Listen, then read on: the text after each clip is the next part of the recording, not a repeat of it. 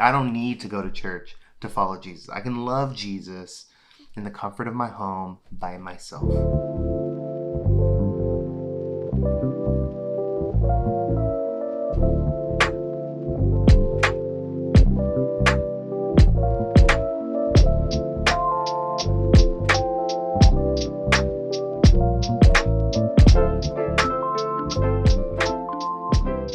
I don't know if Jesus would agree with that. I actually feel like Jesus would disagree with that. But why do we feel that way? Is it because we look at church as an institution that is created to suppress the minority or whatever it may be? Is it because, churches have started, religion has started more wars and more chaos or whatever it may be than anything in the world, and the idea of the church, people who think they're perfect, they're in God's sight, right? A lot of the times we hear about churches in the news or anything, it's usually portrayed in such a negative way. But it's interesting because when you actually are plugged into a church, into the family of God, you realize that these few stories that seem like a lot because they're just flooded out there, there's more stories and blessings that the church has done than otherwise, right? Hospitals because of church, AA meetings, and that whole organization because of the church, right? There's so many things throughout the world that has started because of God-fearing people who love Jesus and have compassion and love for others and want to see people come to know God, right? So I understand the sour taste I get when I think about church, or maybe you've been hurt or you've heard stories of someone close to you who have been hurt.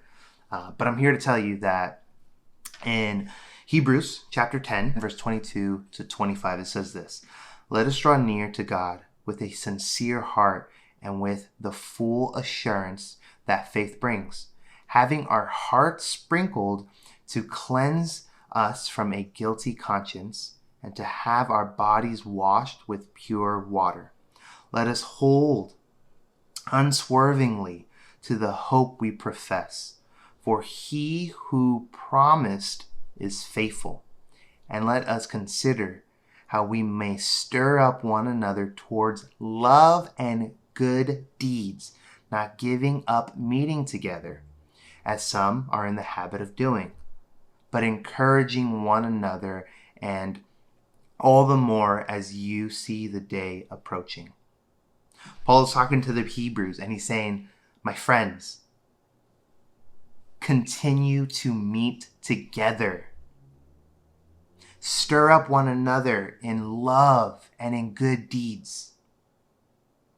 Do not neglect meeting together, as some do.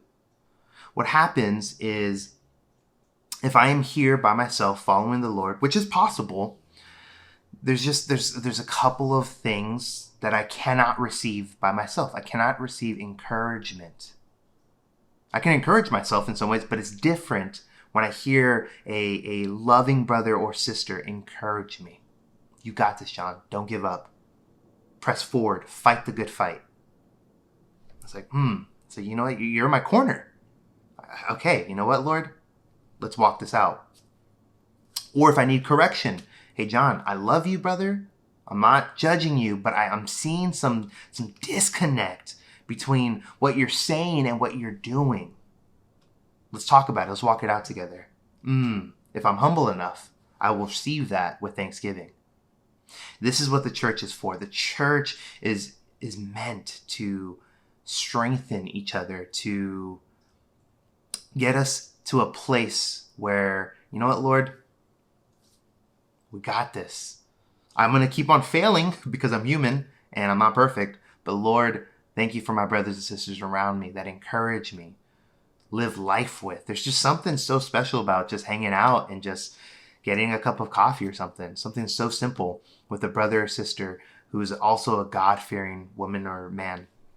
So I encourage you, all right? Yes, there are stories of the church, or people in the church at least, being completely opposite.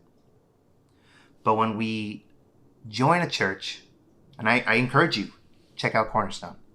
Check out our church, whether it's online or in person. But when you plug into a church and you meet people who are sincere, who are loving, kind, forgiving, who are trying to emulate what Jesus, his example, man, you will see church in such a complete different way. So my encouragement is, let's be softened to the idea that we do need the church.